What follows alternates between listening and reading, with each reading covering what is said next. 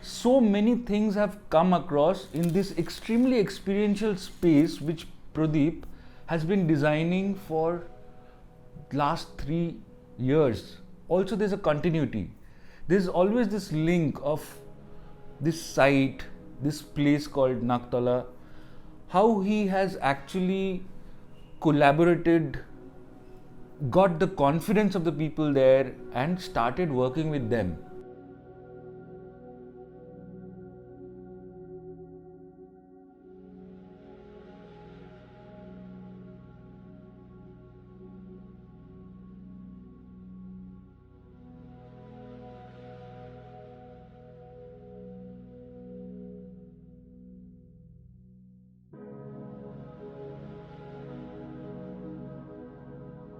The way Pradeep has created this utopia, this space, it's all about this imagination of these people of Nagtala, their parents' imaginations, which he's portrayed in this beautifully designed space, which is highly interactive.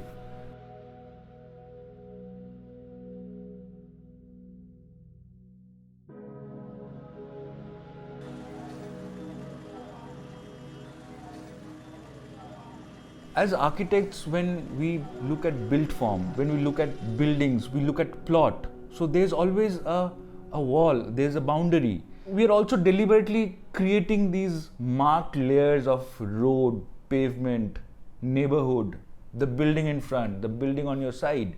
So we are segregating always. This work is, he's tried to amalgamate everything together. He's trying to blur these boundaries.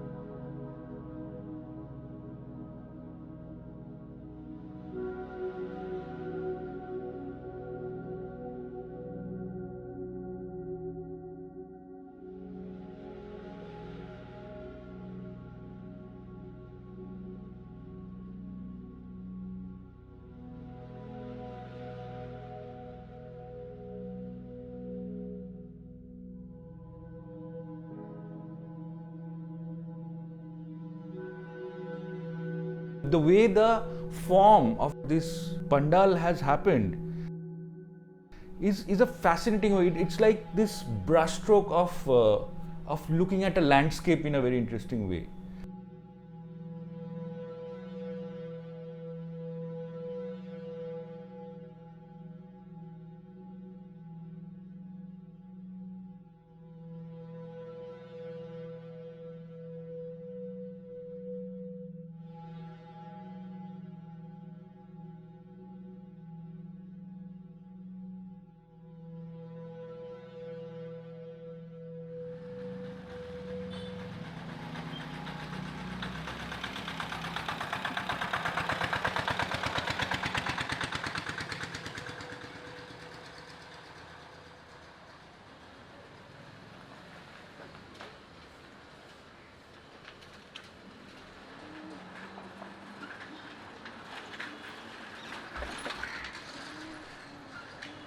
people who live in Nagtola today are either directly the survivors of the partition of 47 or people who are descendants of the survivors of the partition of 47. So these spaces have certain curious memories, resonances.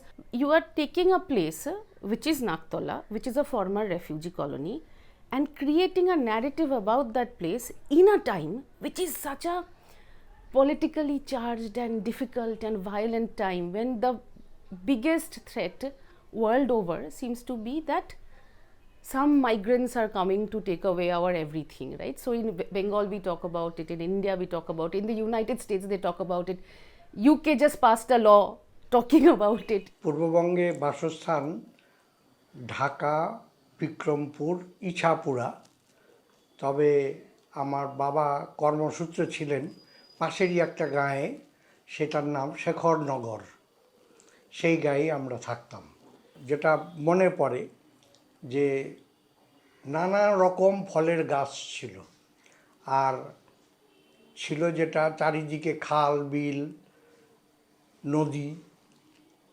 একটু দূরেই minute পাঁচেকের পায়ে হাঁটা পথ ইছামতি নদী। ইছামতি নদী বেশ সচল এবং সারা বছরই তাতে নৌকো যাতায়াত করত। বাবা মাছ ধরতেন, ভালোবাসতেন মাছ ধরতে, আমিও তার সঙ্গী হতাম। বড় বড় জালা নিয়ে, মাটির জালা হাঁড়ির মতো, সেগুলো নিয়ে বসতাম।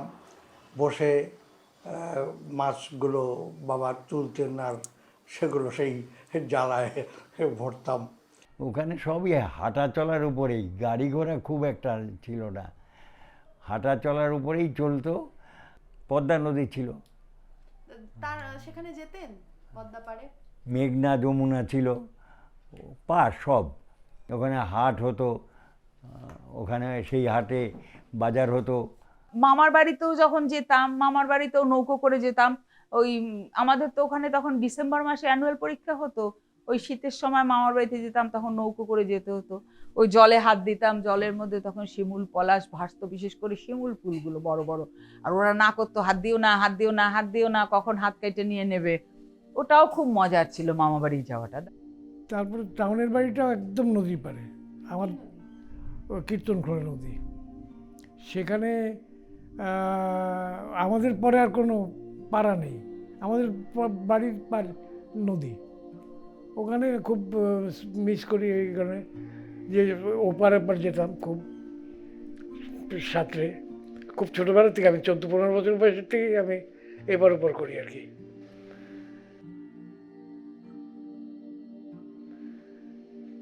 তারপরে যেতে যেতে পায়ে যেন কি বাঁধলো, দেখলাম ডুবি, দেখলাম নৌকো, ছোট নৌকা, ডিঙি নৌকা। তারপরে আমি এক বন্ধু বাদল বললাম, তাকে ডাকলাম, ডেকে বললাম যে নৌকাটা তুলি।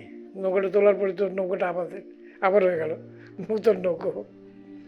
তারপর এই নৌকা নিয়ে রাত্রে বাড়ির থেকে পালিয়ে গিয়ে নৌকা সমস্ত রাত চলতো। এই সমস্ত রাত চলার পরে তারপর তো দাঁত মাজতে মাজতে আসতাম বাড়িতে। ভাববে যে সকালবেলা গেছি, দাঁত মাজতে মাজতে আসছি।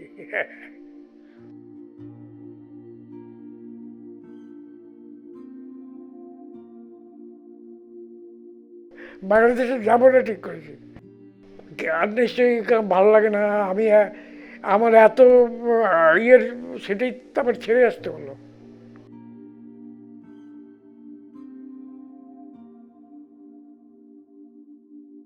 There was this kind of this movement, this slow process which Pradeep has been working on, where it takes time to get these painful stories across. Sometimes they are romantic stories, sometimes they are not, they are hateful stories. There are both sides to it.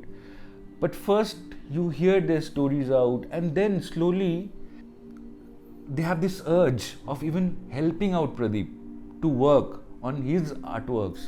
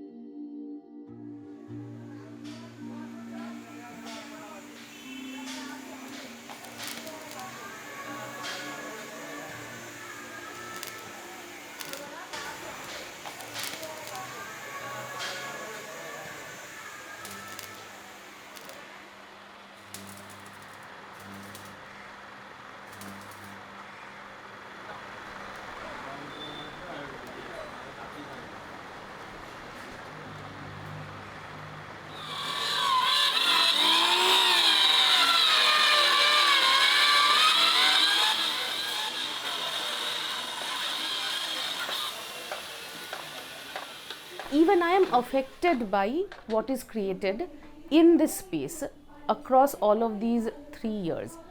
And that becomes possible because the artist is putting himself out there. He is not only treating this as a temporary installation, he's also treating it as something that reflects what has moved him, what has inspired him, what has affected him, what is the journey of his family, and also not to forget what is his practice as an artist, which is, I think, a very collective art practice. He brings that sense of collective along with something intensely personal, something that is inspirational to him or to something that is moving to him into the work. It's talking to a move in recent history of migration and refugee studies, in the way the discipline has been shaping, in that objects have become very important. People try to write material histories. There are books which talk about partition through 100 objects, which don't seem to have much meaning beyond their functionality. But these objects are also extraordinary because they are reminders of the spectacular history of movement, migration, displacement, and yet new colony formation, new identity formation that people of this neighborhood have been a part of. So many villages, so many towns, parts of the city, they all become fragments of his work, and it becomes a bigger city in a way. A small plot of land, which is the site of Pradeep's construction, becomes a city by itself, becomes a city of the people.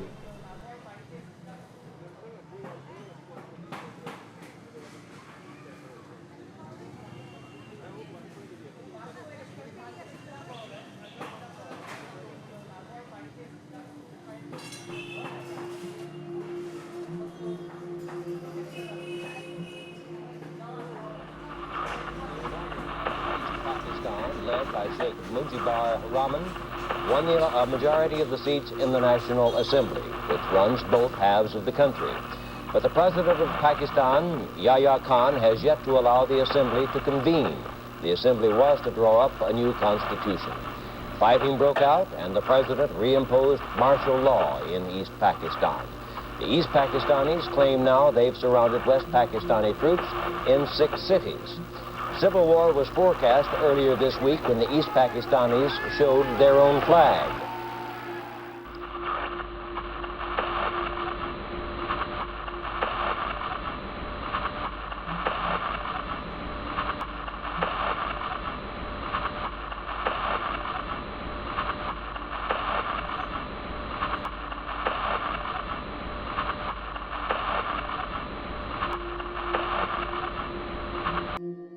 এবং একদিন এরকম হয়েছে দুপুরের দিকে ওরা সবাই আমরা খেতে বসেছি, ওরকম স্পিড বোটে হানা দিয়েছে, মচমচ জুতোর শব্দ, আমরা সব মানে চারিদিকে এদিক ওদিক সরে পড়ার চেষ্টা। আমার মা ছিল টিম লিডার। এইবার কোনো বাড়িতে আমাদের ঢুকতে দেবে না, কারণ অত আর্মি গ্রামের মধ্যে ঢুকে পড়েছে, কোনো বাড়িতে ঢুকতে দেবে না। সে একটা সাংঘাতিক অবস্থা সেদিন। তো এক বাড়ির এক বুড়ো ভদ্রলোক তার আয়াকে বলছে, কারা? বলছে ওই ডাক্তার বাড়ির লোকরা সব, বলে ঢুকতে দাও।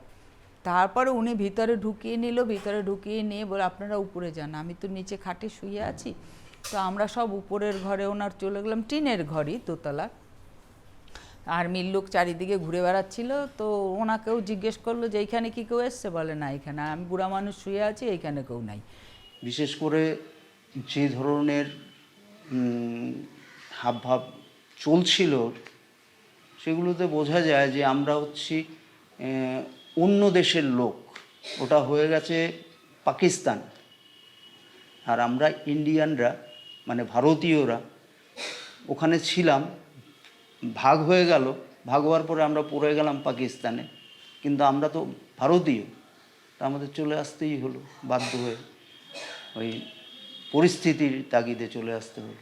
ওখানে হেঁটে হেঁটে পুরো হেঁটে বর্ডার থেকে পুরো সেই মানে আমার বাড়ি থেকে হেঁটে আত্মীয় বাড়ি একজন, সে অন্তত 15 মাইল 20 মাইল মতো ডিস্টেন্স, এক একদিন এরকম 15-20 মাইল করে হেঁটেছে। তারপর ধান ক্ষেত, জলা, হাঁটু অবধি জল, সেই অবস্থা জলের মধ্যে দিয়ে হেঁটে হেঁটে রাজাকার বাহিনী বিভিন্ন জায়গায় ছিল, তারা এক জায়গায় আমাদের ধরেছে, ধরে টাকা পয়সা যা ছিল সব নিয়ে নিয়েছে আমাদের থেকে। এবার আমরা তখন ওই লুঙ্গি পরে আসছিলাম, যাতে ওরা বুঝতে না পারে যে আমরা মুসলমান না হিন্দু মুক্ত। যে আমাদের সমস্ত ভাই বোনকে জানলা দিয়ে ঢুকিয়ে দিয়েছিল, এত ভিড় ছিল ট্রেনে। আমরা আমাদের বাড়ির ঘাট থেকে একটু দূরে নদী, হ্যাঁ হালুয়াঘাট থেকে একটু দূরে নদী ছিল, সেখানে গিয়ে তারপরে ওখান থেকে ময়মনসিংহ থেকে ট্রেনে ধরে আমরা আসলাম শিয়ালদা। শিয়ালদা ভ্যাবাচাকা খেয়ে গেছি, বিশাল শেড, দেখিনি কোনোদিন ঘোড়ার গাড়ি দেখিনি, হলুদ ট্যাক্সি দেখিনি। আমাদের ওখানে কোনো ট্যাক্সির কোনো ব্যাপার ছিল না, আমরা হাঁটা আর নৌকা, এই ছিল আমাদের পরিবহন ব্যবস্থা। এখানে এসে তো একদম যেভাবে আমাদের রাজনৈতিক আবহাওয়া, সামাজিক রাজনৈতিক আবহাওয়ার একটা তৈরি করা হচ্ছে, সেখানে প্রদীপদের কাজ কিন্তু খুব খুব জরুরি। আমাদের ইতিহাস ভুলিয়ে দেওয়া হচ্ছে, বিকৃতভাবে লেখা হচ্ছে। সেই সময়টাতে আমরা শুধুই আমাদের উদ্বাস্তু অতীতটাকে কিন্তু একটা বিশেষ লেন্সে কেউ আমাদেরকে দেখানোর চেষ্টা করছে। সেই দেখানোর চেষ্টাটাকে আমাদেরকে খারিজ করতে হবে। These are lands and houses that have been taken away from Muslims. We also know that there are remnants of Muslim histories of that area. So there are mosques in Baghajotin, in various other places. The place names remind us. For example, Selimpur, Kazipara. These remind us of the Muslim past of these largely Hindu neighborhoods now. What this work has done, and that also shows how closely the team has been working with the locality, they have reproduced 2 land documents in which we see the trajectory of how a family has come, settled in a place which has been abandoned by another community, which is something we know but we don't want to talk about.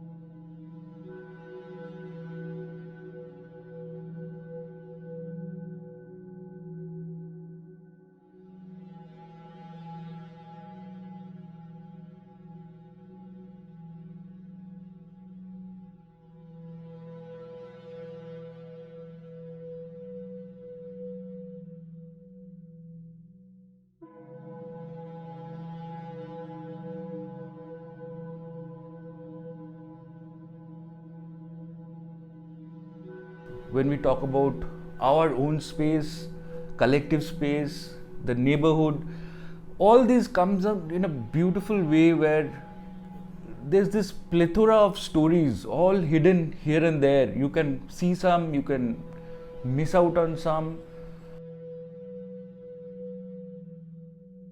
This beautiful amalgamation of stories which are real in a way, but we do not know whose stories are these.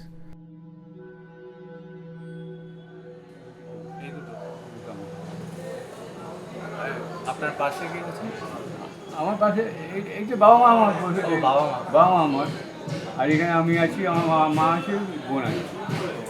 বোন কোলের মধ্যে বসে আছে, আমি কোলে বসে আছি। এটা বাংলাদেশের ছবি, চট্টগ্রামে। তাই আমি চট্টগ্রামের ছবি, এটা বাংলাদেশের ছবিটা। আমি বাংলাদেশ ছবি সহজে বয়স পেলে।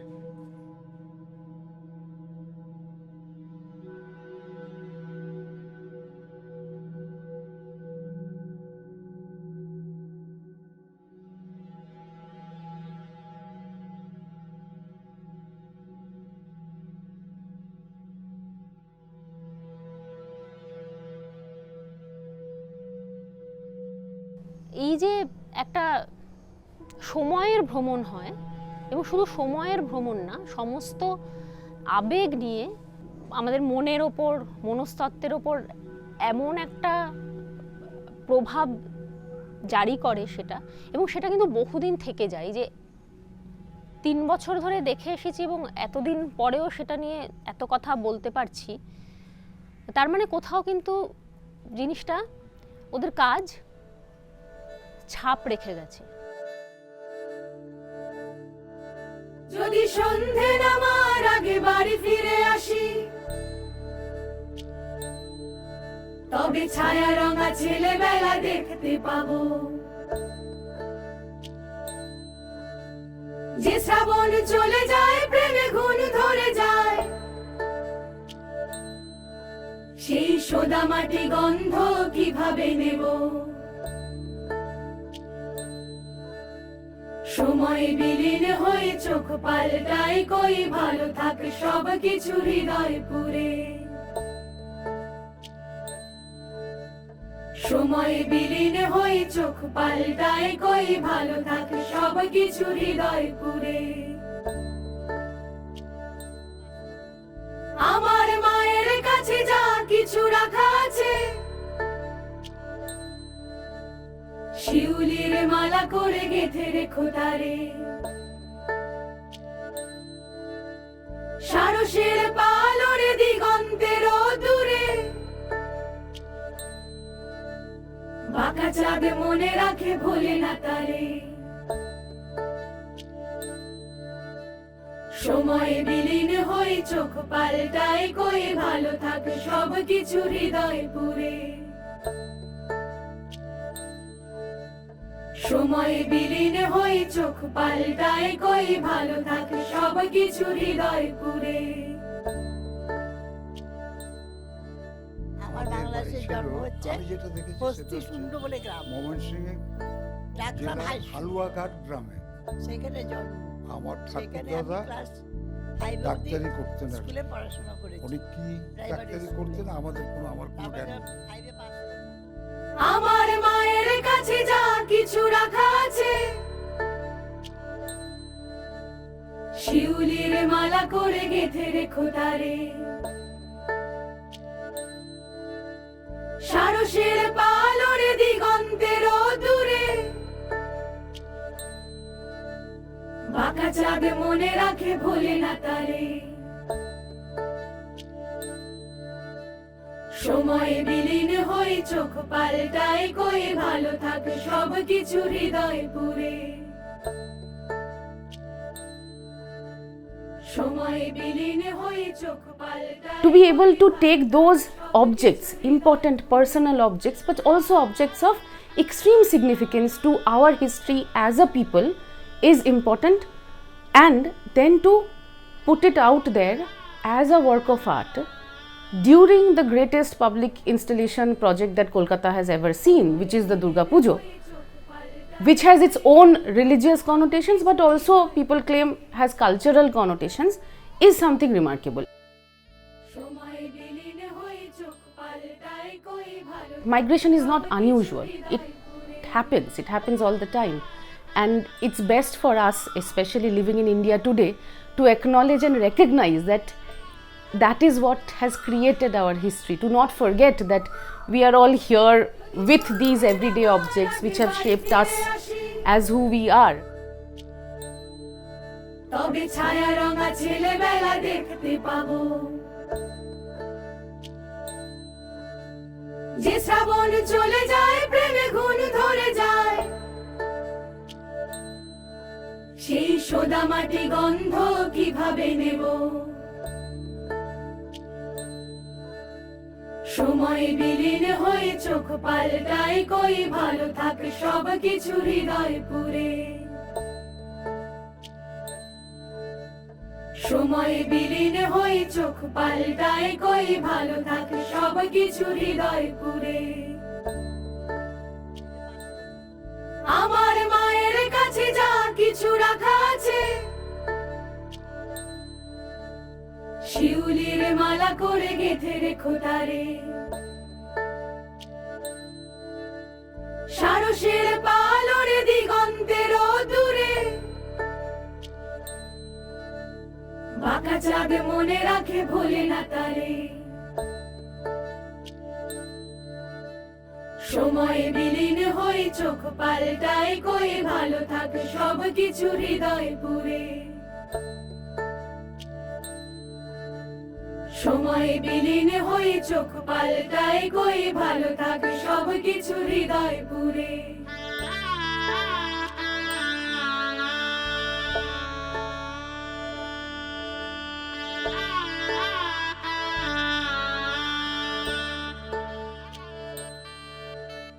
সময় বিলীন হয়ে চোখ পাল্টায় কই ভালো থাক সব কিছু হৃদয় পুরে সময় বিলীন হয়ে চোখ পাল্টায় কই ভালো থাক সব কিছু হৃদয় পুরে